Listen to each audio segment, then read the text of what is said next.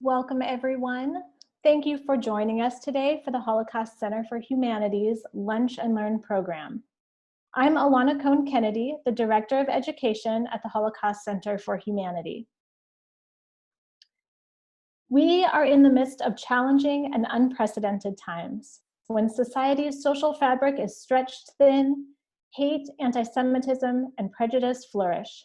It is more important than ever that our work continues. The Holocaust Center for Humanity has been working around the clock to reinvent programs to meet the needs of our community. I'd like to highlight just a few of our new programs. Our new Book by Book program offers free books to students in Washington State. We have selected 2 new and engaging graphic novels to make available to students. Please check our website for more information on how to request a book and how to support this program. We are offering a virtual 1-hour teacher workshop next week to support teachers in their efforts to teach the Holocaust remotely. Our Student Leadership Board is working with communicating and checking in with local survivors on a regular basis.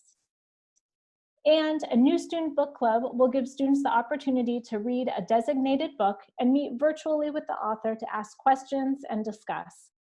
Already, we have students from across the state signed up. And of course, our virtual lunch and learns like this one, which we will be offering every Tuesday throughout April at this time, from 12 o'clock to 1 o'clock, with stories and presentations from members of our Speakers Bureau. We are honored to have with us today Arik Cohen, the grandson of 4 Holocaust survivors, to share with us incredible, inspiring stories of resiliency, perseverance, and luck. Thank you, Arik, for being with us today. If you have questions during this presentation, please submit them at any time using the Q&A feature at the bottom of the screen. Arik will try to address as many questions as he can during and after his talk. Thank you so much. Arik, I'll turn it over to you. Thank you, Alana. I appreciate the welcome, and thank you everyone for joining us for this virtual Lunch and Learn. My name is Arik Cohen. I am a legacy speaker for the Speakers Bureau for the Holocaust Center for Humanity. And it's not what I do on my day job. I normally work up the road at Microsoft, or nowadays from the same exact office here at home for Microsoft. But I am not a teacher by trade. I am a geek by trade. So when I first started looking into this, and it all started with my wife going to a conference with folks from the Holocaust Center for Humanity. She is by training a middle school teacher. And they said, so why are you guys involved? And she said, well, all 4 of his grandparents are survivors. And it was said, wow, that's really rare. And I looked at it and said, it can't be that rare.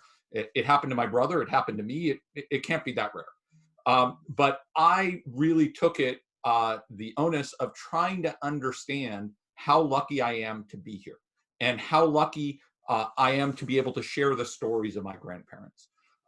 And normally I do this for school groups and community groups in kind of a more interactive way. But when I look at it, I think my college stats professor would not necessarily agree with all the statistical analysis I've done, but I tried to come up with what were the odds all of my grandparents survived. And if you know a little bit about statistics, odds are kind of like, what are the chances something happens? So kind of one of the most common ones is, what are the odds that you're left-handed? And if you look across the population, and actually in 2019, there was a recent study done in Europe of about 2.5 million people, and they extrapolated from that. The odds that you're left-handed, just under 1 in 10. So 9.2% of the population is left-handed. If you look at for something that happens a little frequently, what are the odds that you get hit by lightning this year? Probably, hopefully for folks in Washington State, the odds are going down given the fact that we're social distancing and staying at home. But if you look at the average over the last 10 years and the amount of people who get hit by lightning, your odds of getting hit by lightning, over 1 in a million. So you're pretty safe going out and about and dealing with that. Now, those of us who are working from home or unfortunately are not able to work at this point in time, you may be considering, hey, maybe the lottery is the way to go as far as to sell a new city. Well, what are the odds that you mega millions? So the mega millions jack in the United States. What are the odds? 1 in 300 million. When I take a look at what are the odds and how I've calculated them for all 4 of my grandparents surviving the Holocaust, I'm not going to give it away at the beginning. I'll give it away at the end. But I'll say it's quite a story. And now, being a math major in college, I was never prone to play the lottery to begin with, just knowing the odds. Once I've recognized what happened to my family and the opportunity that I have to be here, I've realized I've won my lottery multiple times over. There's no need for me to take any additional challenges of those types of odds. Best place to start is with my grandparents. On your left, see my mom's parents, Aryeh and Masha. Aryeh passed away before I was born. I'm named after him. Aryeh Schneider was from, both of my grandparents were from Lithuania, small country on the Baltic states. To the south is Poland. To the east is the Soviet Union and Russia. He was a relatively relatively influential and wealthy family. Why? Because his family owned the lumber mill, so they had quite a bit of capabilities. You'll see 2 different names for the town in Lithuania. Now, Saucony is what you would see for my grandfather's town if you were to look it up on a map. If you were to look it up in Lithuanian, that's a Lithuanian name. Shukyan is the name in Yiddish. Yiddish is the language that was spoken and is still spoken, but it was the primary language spoken by the Jews of Eastern Europe. This is important because any stories that my grandfather told or that my grandmother told didn't mention that they went to Saucony or that they went to Neveranai. They said they were from Shukyan or from Neveran or from Shavei. And they used the Yiddish terms as opposed to the Lithuanian terms. If you look on a map, you can't find Shukyan on a map. Now, my grandmother, she was the most educated of my grandparents. She lived actually an incredibly rough life where her father passed away before she was born. She had her older 3 older siblings. Her mother passed away when she was 12, but she's the only one who went to any education past kind of the mandatory education that you had. She went to a teaching college and became a teacher. So I mentioned that I am not a teacher by trade, and I lean on folks like Ilana at the center to ground me on this. But I have a long tradition of teaching in the family. My grandmother was a teacher. My mother was a teacher for 45 years. My wife was a teacher for 18 years in the Seattle Public Schools. So I've been exposed to it, but I just play at it every now and then when I give this talk. On the right side are my grandparents from my father's side. They are from an area in Romania, primarily an area called Transylvania. So when my grandfather was born, it was actually part of Hungary. After World War I, it transitioned over to Romania. If you've heard of where Count Dracula, Count Vlad Dracul is from, it's actually just about 8 miles down the road from Supplac. Now, Supplac, very small town. My grandfather, he was a wine salesman. Why? Because the town bar was actually the front room of their house. Now, I mentioned that my grandmother, Masha, was the most educated of my grandparents. Well, my grandmother, Ava, was the least educated. She, in order to help support the family, and her father was a failed businessman in a variety of different ways, she and her brothers, her older brother, younger brother, it was very important that they get a strong religious education at the yeshiva, so they had to go to school. She dropped out in 3rd grade and became a seamstress, a dressmaker. She continued doing this into her early 70s in New York City, doing alterations and that for people there. She made my mom's wedding dress. So where's our story going to take us? It's really going to go across most of Eastern Europe. And we're going to start out in Lithuania. Lithuania, as I mentioned, bordered by Russia on one side, Poland on the other.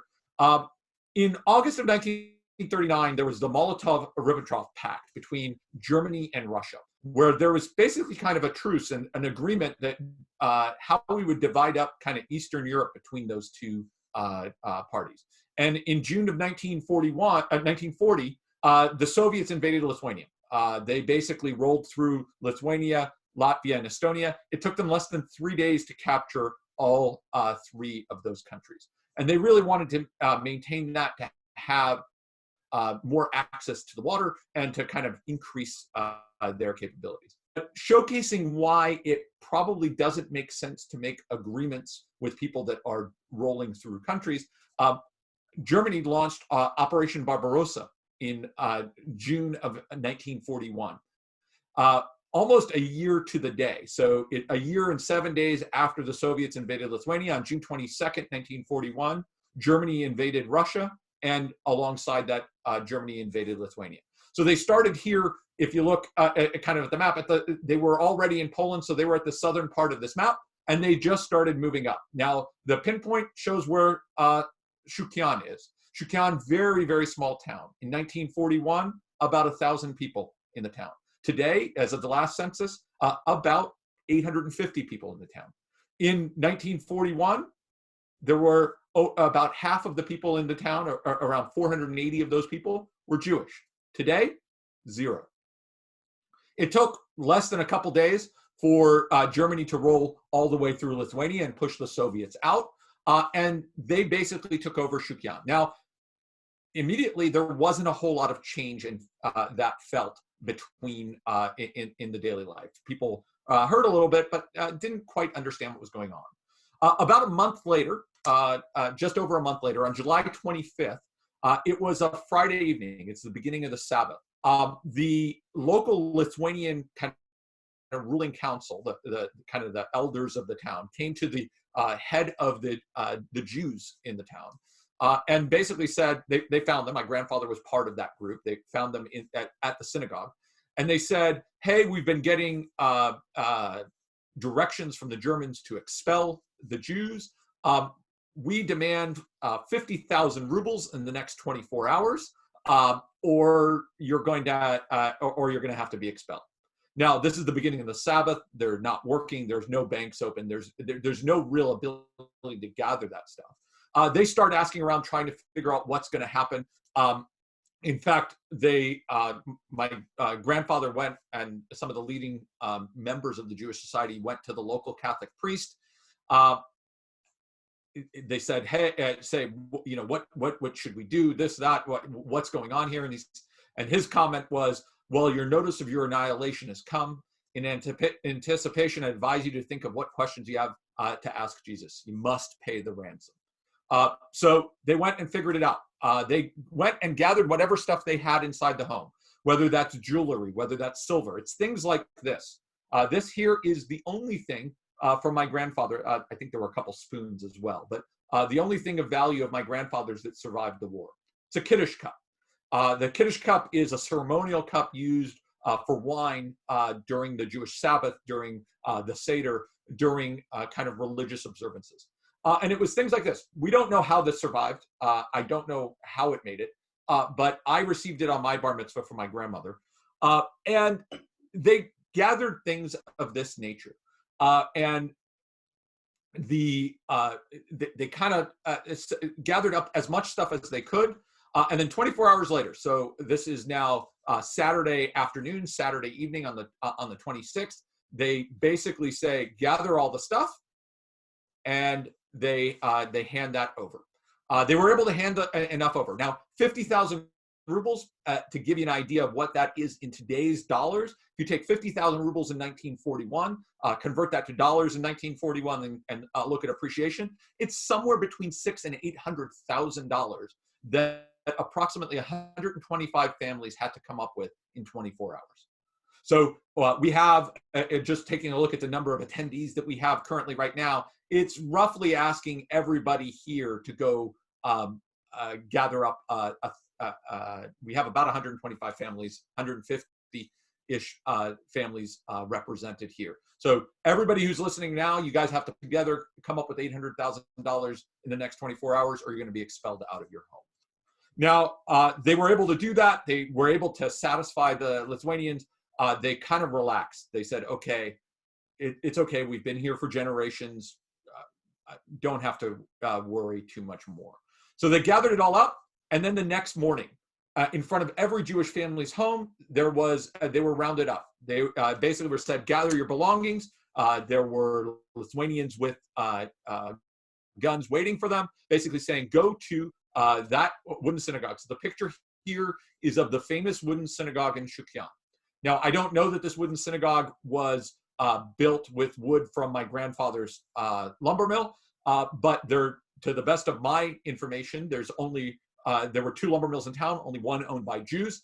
This was built in the 1800s. There's a high likelihood that the wood for this came from my grandfather's lumber mill. Now, when that came in, they basically gathered everybody in the main room, and they said, okay, leave all your stuff, and we're now moving you about 3 kilometers out of town to an old farm, an abandoned farm, and a farm that actually, when the Soviets had taken over Lithuania, they had taken the owners of the farms, a pair of Jewish folks, and sent them to Siberia. Now, they gathered all of the people, and they basically said all the children, all their mothers, all the women, locked them in the house. They also pulled out 4 men and locked them in the house. One of them was my grandfather. The person who had taken over, before he took over the lumber mill from his father, he worked as a forester. The person who took over as forester from him had been telling him, hey, it's getting riskier for Jews. Why don't you sign over the lumber mill? Why don't you sign over your house? Why don't you sign over the fish pond that your family owns? And I'll make sure you guys are taken care of. Who are the other men that were picked out? It was 2 people that were doing construction on a barn for one of the wealthy Lithuanian folks that were in town. Someone who was a town tanner making leather work for that. So it's 4 men that they wanted something from, that they had something of value that the people wanted. Now, they all got locked in the house. Everybody else was kind of in the granary or out in the yard. So there's 120-ish people that were locked inside the house. Everybody else was out. They wake up the next morning, and there's nobody in the yard. So on July 30th, they don't know what had happened. My grandfather goes out. They asks what had happened. He says, they get to, oh, we sent them to some work camps. At this point, they're not really quite sure what to make of it. Where are they going to be sent? What's going to happen? And a guy comes by. He was someone who didn't have a land and a farm of his own, but he had a horse and buggy. So he was someone that my grandfather knew because he used him to help deliver wood from the lumber mill. And the guy is crying. And he looks at my grandfather and says, I didn't know. My grandfather says, what didn't you know? I didn't know. And my grandfather gets the story out of him that they were not sent to work camps. They were actually sent about 5 kilometers out, so about 3 miles into the forest, where they had prepared a big ditch, and they were all shot and killed. And this is a picture of the mass grave and the monument that is there for the about 400 bodies that they expect from Shukyan and a neighboring village in this in here.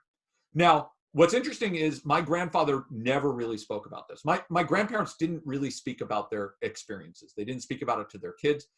They didn't speak about it to us. Now, this is not uncommon for survivors of genocide. And in fact, it was only until many, many years later that my grandmother, Ava, would talk about it and would want to talk about it. She probably talked about it more to my wife and to my father-in-law than she did even to me. But the interesting thing here is that I only knew the story that, hey, my grandfather survived from when his village was pretty much annihilated. All the men in his village were annihilated in the big pits. And the story as it was expressed to me and the way that I understood it was he kind of dove in and crawled out in the middle of the night. And that was kind of the way that my mother understood it. And my mother taught about it and told this story for years to her students. Because all she ever heard was the village, everybody in the village got killed. Your father survived. When I started doing the research, I found out that my grandfather actually did do an interview about what had happened. And this is how I know the story of when they got pushed to that farm, who were the people that were set aside and all that. But he never spoke about it to his family. He never spoke about it publicly. Luckily, it was recorded in excerpts from Lithuanian Jewry, a book in Israel. It was translated from Hebrew, from Lithuanian to Hebrew, from Hebrew to English, and was put on the web about 15 years ago. Now, my grandfather got sent to the ghetto in Zagre. For those of you who aren't familiar with what the ghetto was, Zagre is right on the border between Lithuania and Latvia, Zagre River. This is a picture of the town square. A ghetto is an enclosed area. You're not allowed out without a pass. You basically are living in inhuman conditions most of the time. It's an enclosed area.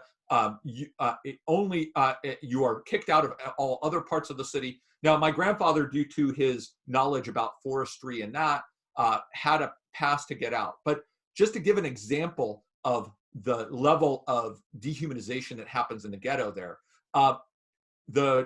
when you were allowed out of the gates of the Zagre ghetto, they lined up the chief rabbi, highest religious figure in town, and put him at the gates. And they said, "Can you spit on him?" The first set of people didn't spit on him, so they shot him on the spot. Now, what the rabbi say? Spit on me. It doesn't matter. It's much more important that you live than what you do to me. But this is an example of the type of dehumanization that they really were focusing on for people in the ghetto. Now, my grandfather escaped out of the ghetto. So he had a pass to get out, and he and some of the older boys from the Shukyan area escaped back to the forest around Shukyan. They now went around to some of their former neighbors, and their neighbors were mostly shocked about what had happened. They helped contribute to kind of care packages and smuggling food back to the ghetto. So this is a distance of about 50 miles. So they were basically doing trains of food and gatherings back and forth. And they were really trying to do that because there wasn't enough food in the ghetto. So if you didn't smuggle food in, people would die from starvation. This continued for over 6 weeks, 8 weeks. And in October of 1941, the local Catholic priest, who had earlier said, "Hey, you need to pay the ransom," now came and said, "This is just not right. It's not right what's happening here. You guys have been good members of the community. Why don't you convert to Catholicism? And then I can look the Germans in the eye if they come and say, 'Are there any Jews here?' I can honestly say there are no Jews here. And you can come out of hiding." They had been in hiding. They'd been kind of couch surfing from place to place, going from one person's barn to another, trying to build up these kind of care packages and that. Now, they were doing all that. Now, my grandfather was not a particularly religious man. Now, before the war, not super religious. After the war, very much not so. But my mother says I get a bit of my stubbornness from him. He decided not to convert. The other 8 that were with him decided to convert. They came out of hiding. They were able to go back to their family homes. They were able to come back out and be members of the society. That helped them as they were pushing things back. Little did they know that even as they were pushing things back, the Germans were making plans with the Lithuanians to liquidate the Zagre ghetto. What does that mean? Well, remember that town square that I showed you a picture of here?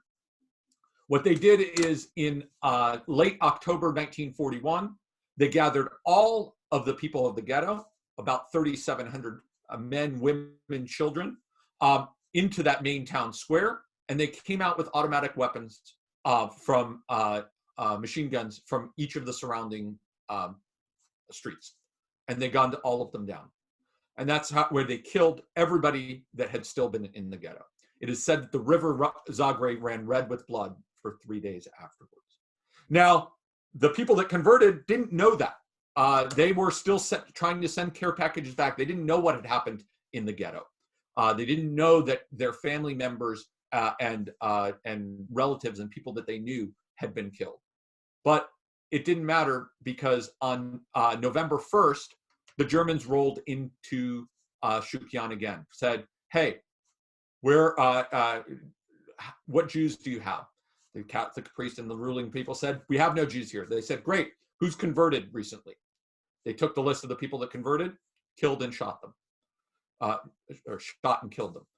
They are now buried in the Catholic cemetery in Shukyan with a memorial claiming that not enough was done to protect them once they had done the conversion. Now, my grandfather heard the dogs barking. He was in a farmer that he knew's barn, and he escaped down in the forest. He heard that they were going door to door, and he just escaped. Where did he end up? He gathered around. He went to the one place that he knew that there were still Jews around. And it's about 10, 15 miles down the road, the Shavei Ghetto. Now, this picture is a picture of the Frankel leather factory. The Frankel family was a very prominent family in Shavei, and he got a job. He ran into an old family friend who got him a job at the factory. Why is that important? Because it's outside the ghetto walls. Let's switch topics now and go to my grandmother. I mentioned that she was, her father passed away before she was born. Her sisters moved away before the war. One sister moved to Palestine. One sister moved to Russia. She had an older brother who we actually have no records of what happened with after the war. But she was orphaned at a young age, and then she went to school. So she actually went to a teaching college, the only women's teaching college that existed in Lithuania, in Telšiai. Once she graduated from there, she got a job in Shavei. And she got a job basically teaching kindergarten and first grade, right? Young kids. So this is her with her students. They are looking very excited to have their picture taken and excited for class. Even when they're outside and the weather was good, they don't seem a whole lot more excited. These are pictures that she sent before the war to her sister in Palestine. And then after the war, when they were reunited, these pictures actually came back to the family. And that's how we have copies of those pictures. Now, she was there when the ghetto was formed. So the ghetto was formed there in June of 1941, shortly after the Germans rolled right through. It was, I believe, the third largest ghetto in Lithuania after Vilnius and I don't remember the other one off the top of my head. But I knew that my grandparents met in the ghetto, but I didn't really know much about it. But I was lucky enough to be able to find that there was a census done. For those of you who haven't done your census for 2020, you probably got it in the mail. Please take care of it. It's important, not just for the records and understanding of how our government works and how things get distributed, but for the information for future generations to understand where you were, how you were, and how all that happened. And in fact, my grandparents were there through 1942 and early 1940s. And in 1942, there was a census done. And the Lithuanian Jewish Museum actually published the results of that census with kind of the records of everybody that was there in book form. And I was able to get a copy of that. So I know, for example, that Masha lived at number 8 Padruski, according to the census, with 42 others in that spot. Arya lived at number 25 Ginkunu, along with 141 other people there. Now, I know that my grandmother was a teacher.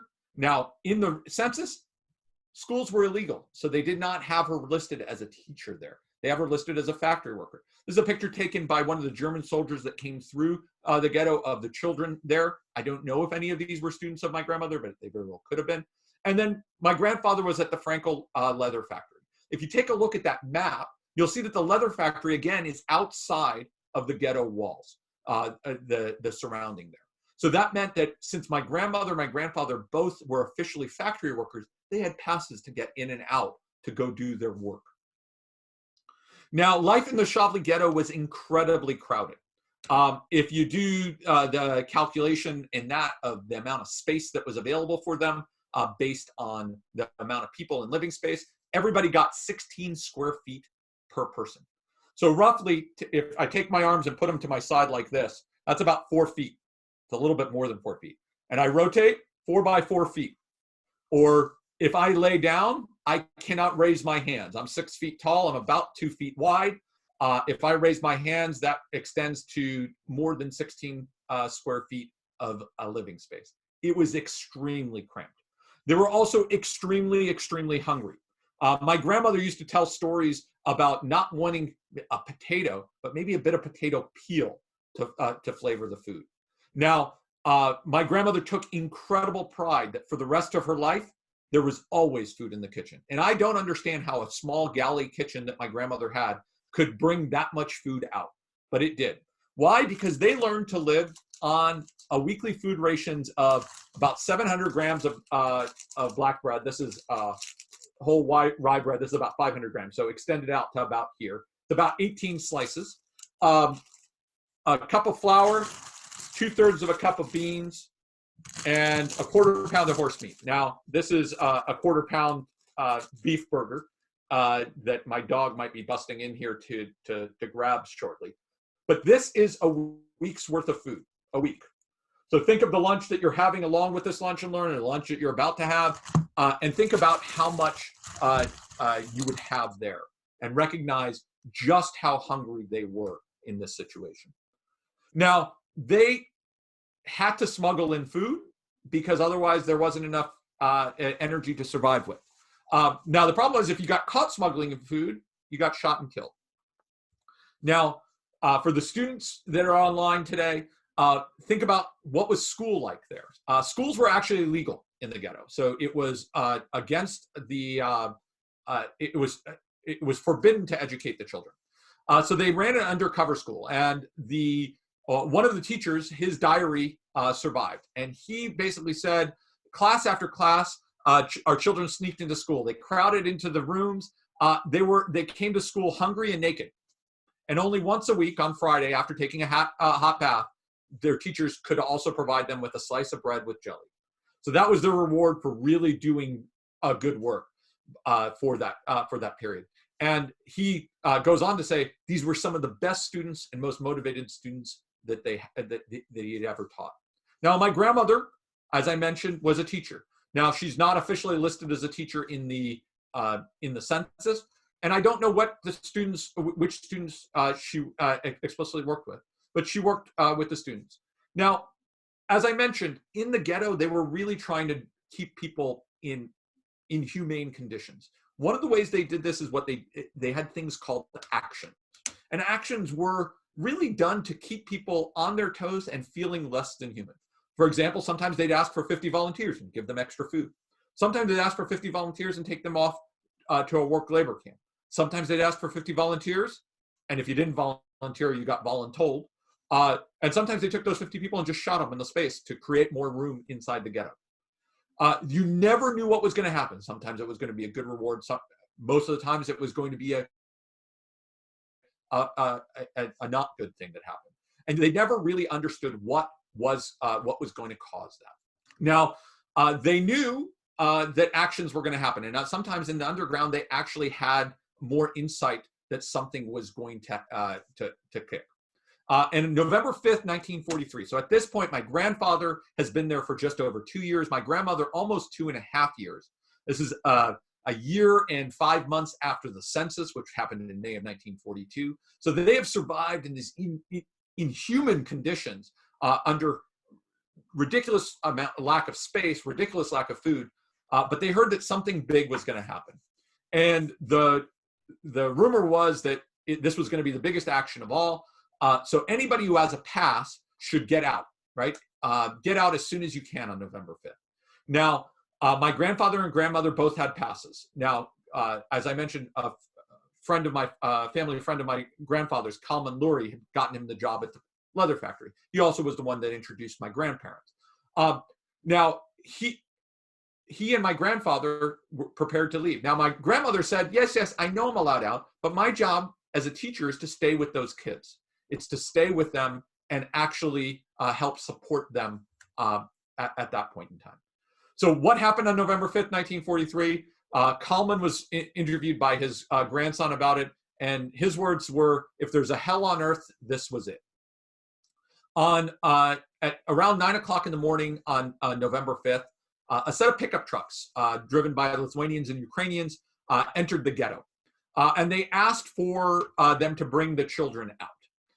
The town mayor, if you will, the head of the Jewish council in the town, brought out his relatively young toddler. And they said, no, we want all the children.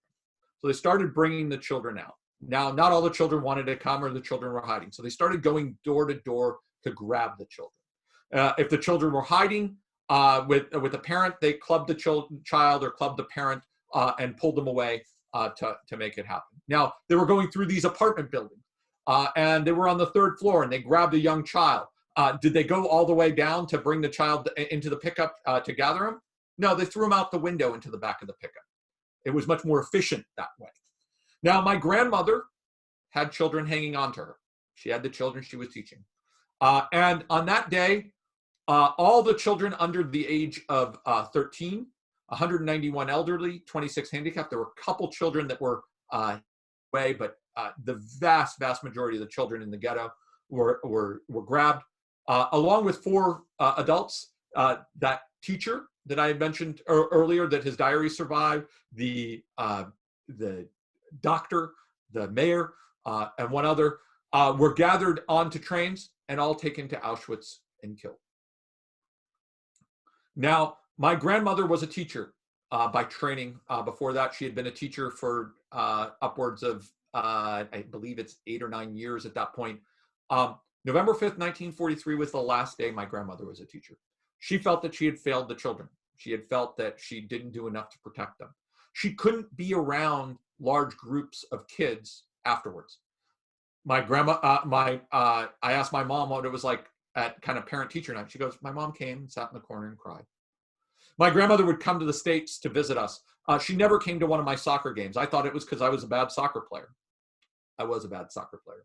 But it's because she didn't want to be around a large group of kids. She'd rather stay and watch my younger brother instead.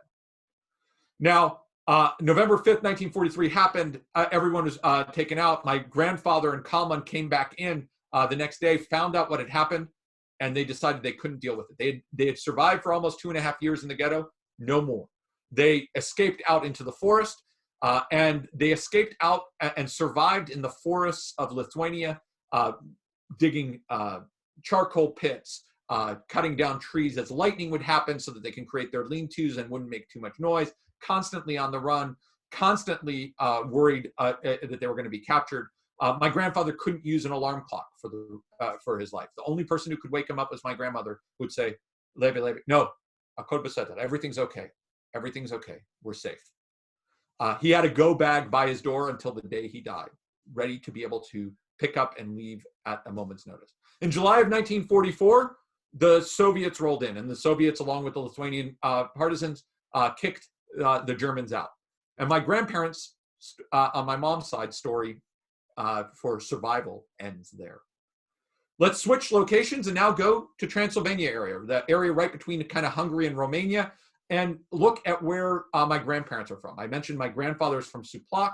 That's the lower mark here. And my grandmother is from Gerla.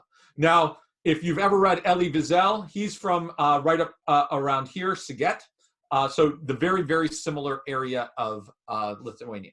So if you've read Night, it has a lot of correlations there. Now, my grandfather, this is the house he grew up in. I went back to visit it. I believe it's now about 8 years ago, 9 years ago. Now, Supplac is a very small town.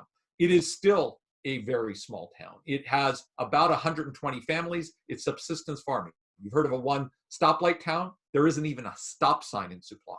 When I was there, I was able to realize that, yes, it's really bad even if you're text and driving your horse and buggy.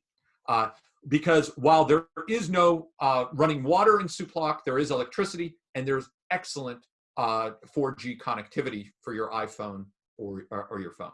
Now, my grandfather grew up as the youngest. He had 2 older sisters. His father was a decorated soldier for the Austrian-Hungarian Empire in World War I. That helped the family, not particularly. Now, my grandfather, since it was hard to do a subsistence farm with everything, got sent to the major town about 10 miles away, Turgamurish, where he went to boarding school. And he showed that, just like me, he didn't like to wear a tie. Now, at that boarding school, he actually met my grandmother as her family came through town. And the reason he met her is I mentioned that my grandfather, my great grandfather, for my grandmother, was a failed businessman. He tried to start a farm. He tried to start a general store. He tried a bunch of different things, and he failed at all of them. That's why my grandmother dropped out, and they moved around a lot. They ended up settling in Aradia.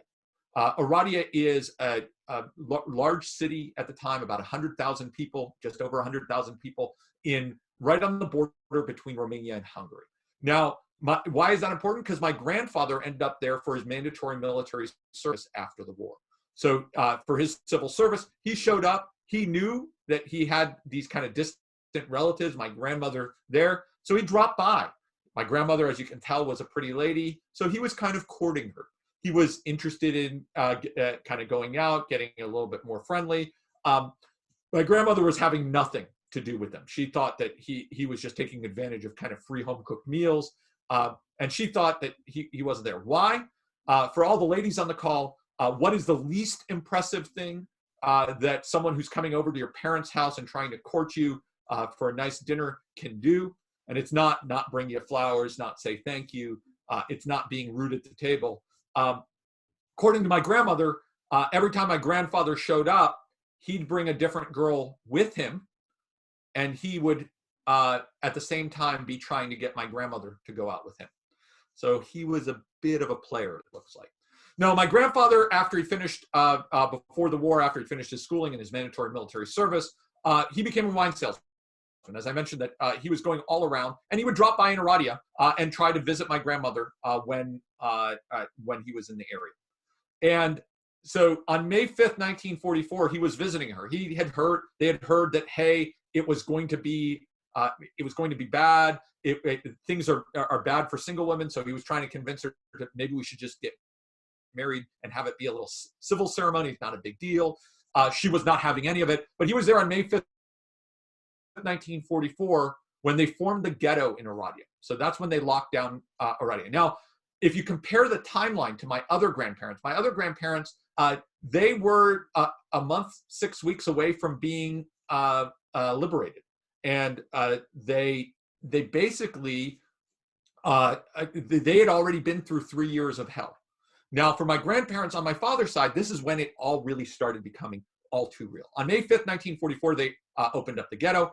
The Ghetto was about 35,000 people, 14 to 15 people in a room, incredibly cramped. It's about 30% of the population of Aradia. They had less than 6% of the space. So again, extremely, extremely crowded.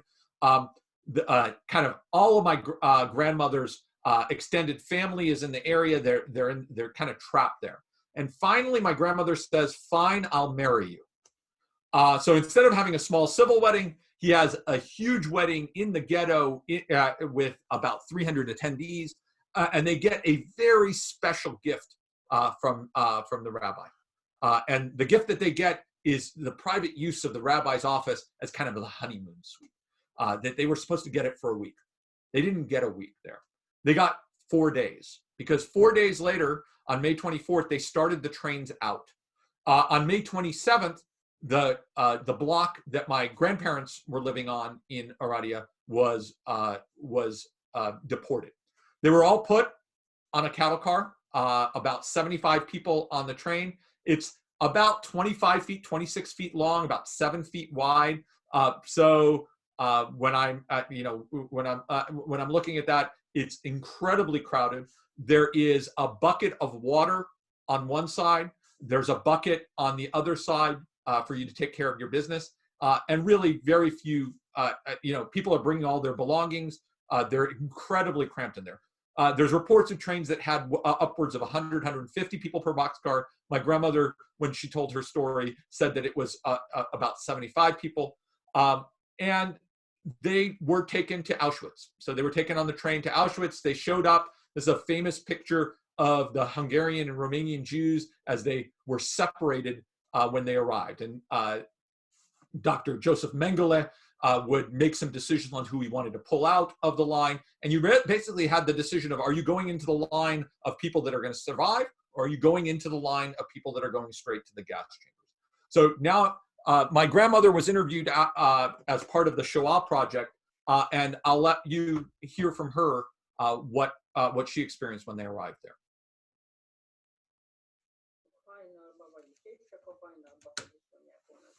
szegény anyám, akit még csak azért nem mentem bele, tette magára még a ruhákat, mert hát ő tudta, hogy csak azt tegye meg, ami rajta van. Leszállok előre a férjemmel, az apámmal, az öcsémmel, tudtam, hogy azt tudtuk, hogy férfiak még külön lettük. Ezt fix tudtuk. Búcsúzni. Mire megfordulok, az anyámat nem láttam. Na, itt ott meg fogom találni. Abba a csoportba, a mi csoportunkból, aki akart menni az anyjával, nagy lánya, nem gyerekek. Ott, mikor hagytam emberre. Nem kellett neki sok ember, akkor miért ne legyen jó? Ez volt a szerencse, vagy nem, mit tudom én. Mondjuk engem, hát én nem is tudtam elképzelni, hogy ne az anyámmal menni. So my grandmother had the chance that she could have gone with her mom. Instead, her mother put on a jacket. How long does it take to put on a jacket? So a couple seconds. During that time, they got separated. She would have stayed with her mom. If she would have stayed with her mom, she would have gone straight to the gas chambers. Instead, she went in another direction. She went to the Auschwitz I labor camp, which was the labor camp for women there, where they were doing forced labor. She had her head shaved. She had her clothes taken away from her. She was kind of given prison garb. She got to keep her shoes. But she didn't know what had happened to her mom. She said, when am I going to get reunited, this, that? And people pointed back towards the smokestacks. Little did she know that that was the cremation chambers. Now, she survived there for a couple months, and in August was moved to Stutthof. And I have kind of the records of her transition from Auschwitz to Stutthof. I have her record of what she arrived with, which is nothing. Now, Stutthof was not a death camp of the nature of with kind of killing people via gas chambers and that. It was done in a much more structured way. They killed people by working them to death. They had less than 1,000 calories a day. For dinner, they got a bowl of rotten turnip soup. Maybe they got a piece of bread in the morning and some black coffee. And they only got that if they did their work. Now, my grandmother was doing forced labor. What was that? She was moving boulders. She was moving boulders to create airstrips, right, for the German war effort. And she was just moving them. And so the people were dying at an enormous rate. And what were they using the bodies for? The bodies in Stutthof were used for some additional experimentation. In fact, someone came up with the ability of taking the fat that was left over there to make gourmet soap from the human remains. That's the level of inhumanity that was being portrayed in Stutthof. Now, she survived there for nearly 5 months. And remember, when she was moved there in August, if you look at that map, Stutthof is quite close to Lithuania. It is quite close to the area that has been liberated by the Soviets in that summer, in July of 1944. And the Soviets were getting very, very close in January. So in January 29th, they took all 10,000 slaves, the slave labor, the prisoners in Stutthof, and they started a forced death march. Now, I didn't know, but the term death march comes from the Holocaust. And this is a picture from the Dachau death march. I don't have one from the Stutthof death march. But they basically started marching west, trying to keep their slave labor away from the Soviets. Now, it is the middle of the winter in far northern Poland and far northern Germany. They don't get food. They don't get the barns. Basically, the Germans got that. They got a loaf of bread, and they got to start walking. Now, my grandmother got to keep her shoes. She counts that as one of the reasons she stayed alive. But if you got sick, they didn't even waste a bullet. They let you freeze by the side of the road. If you starved to death, so be it. After about 6 weeks of this, my grandmother was incredibly malnourished, couldn't go on another step, and she said, "I'm just not doing it." And they weren't really trying to enforce, like, if you escaped off, you were probably going to die anyway. My grandmother, on March 11th, 1945, hides behind a set of hay bales and arrives and is liberated by the Soviets. She then starts a trip through some medical camps and and ends back in Aradia on May 10th, 1945, less than a year after she had been deported out of Aradia. Let's switch over to my grandfather. With him, I know a few less things. I know what he told. I know he was separated from Eva at Auschwitz. I know he was liberated from Buchenwald. He told stories to my father about producing synthetic oil, a process of changing coal to gas. And he complained about that he figured out how to live in the camps, but he didn't know how to dodge a bomb. So here's what I've been able to figure out. I've gotten his prisoner record, so I know when he was liberated, where he came from, that he was there with Eva. And in fact, I found a card for someone named Elie Wiesel. I don't know if it's exactly the same Elie Wiesel of Night, but it's from the same town, and they're processed in Auschwitz on the same day. He had arrived to Auschwitz a couple days earlier, but they were both removed from Auschwitz on the same day and moved to Buchenwald. So I don't know how my grandfather made it from Auschwitz to Buchenwald. It might be very similar to the story Night with Elie Wiesel. I believe it is, but I don't actually have confirmation of that. Again, he showed up with nothing. All of his belongings were taken away from him. On the gates of Buchenwald, it says, Judas descend, to each what he deserves. I don't even know how to process this. Now, he had mentioned synthetic oil. The U.S. Army was really targeting petroleum facilities. So I was able to find what were the synthetic oil factories in Germany at the time. And one of them was a place called Lutzendorf, which was mainly staffed with slave labor from Buchenwald. So I don't know for sure that this is where my grandfather worked, but it's high likelihood. Now, the oil refineries were massive targets for the Allies during the war. At the start of the war, it was 100% staffed by Germans. By the end of the war, the petroleum facilities were 98% staffed by slave labor from the different concentration camps. Now, there were tens and tens of bombing runs that happened. And in fact, they took pictures as they were bombing over Lutzendorf. They even took pictures before they started their run on April 8th, 1945. That was the last bombing run. So this is a set of British soldiers British Royal Air Force in front of their Lancaster bomber that did a bombing run there. And luckily, not all the bombs exploded, because some of them would have exploded on my grandfather. In fact, here is the memorial at Lutzendorf that includes the kind of the nose cone of one of the bombs that did not explode there. Why is April 8th, 1945 so important? I don't know exactly when my grandfather got there, got to Buchenwald and started working at Lutzendorf, but April 8th is important because on April 11th, 1945, the American Army liberates Buchenwald. This is a very famous picture of the liberation of Buchenwald. The gentleman that is circled here is Elie Wiesel, and who's the author of Night and the Nobel Peace Prize winner. Now, my grandfather wasn't in this picture, but he basically had successfully survived, and he wanted to get away. So, and I think statute of limitations on this is over. He basically stole a bike from the American. He had gotten some clothing, he had gotten some food, and then he stole an American officer's bike. And he started at this point, 11 months of slave labor in Auschwitz and Buchenwald. He started doing his own Tour de France or tour of the Danube, where he biked down to the Danube River, got a bike stolen from him in Vienna, stole another bike, and ends up on May 20th, 1945. So 7 days before they got sent out, exactly a year to the date, after he got married to my grandmother, and knocks on the door of the apartment in Aradia. Now, at this point, my grandmother doesn't know what happened to her parents, doesn't know what happened to her brothers, doesn't know what happened to her husband, and she is reunited with my grandfather 1 year to the day after they got married. Now, I mentioned that that I don't play the lottery.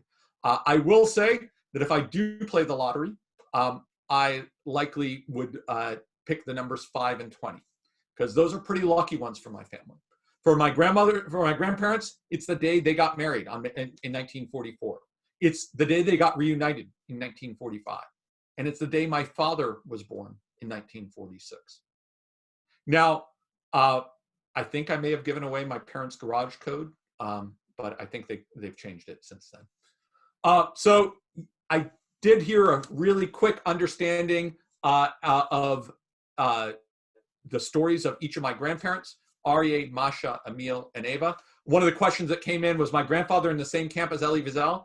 I know he came into Auschwitz right around the same time. I've been able to track down when Elie Wiesel's train came to Auschwitz. He arrived 3 days earlier than my grandfather. And I know that they were liberated from Buchenwald on the same day. I don't know that they were exactly in all the same spots along the way.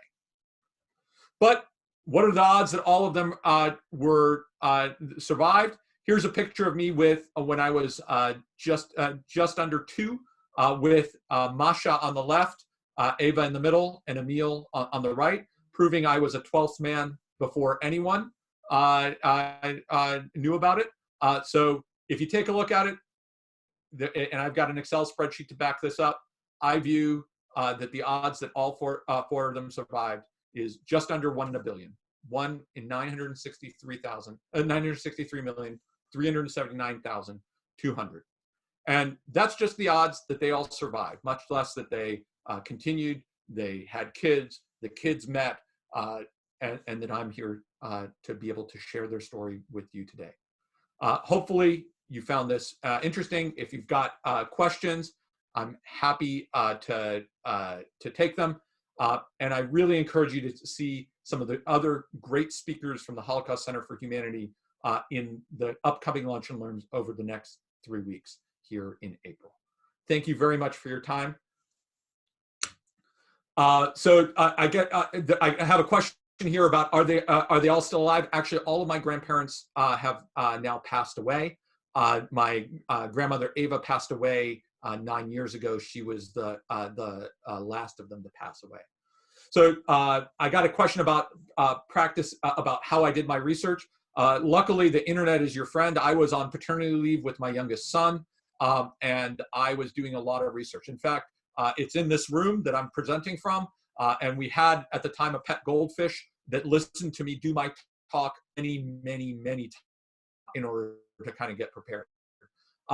Some great resources that are out there are jewishgen.org. They have a tremendous amount of resources that are linked to the U.S. Holocaust Museum, the Yad Vashem in there. If you go to whatweretheodds.com, I have links to a variety of those different places, including ITS Erelson, which has all of the artifacts that were gathered by the Americans, by the Germans, by the Russians, and that's where I got a bunch of the records for this. Thank you very much for your time. I hope that you enjoyed yourselves, and I hope that you can take, in these troubled times, you can recognize that your responsibilities right now are easy. Stay home, wash your hands, do the appropriate distancing, and increase the odds that future generations get to hear your stories as well. Thank you.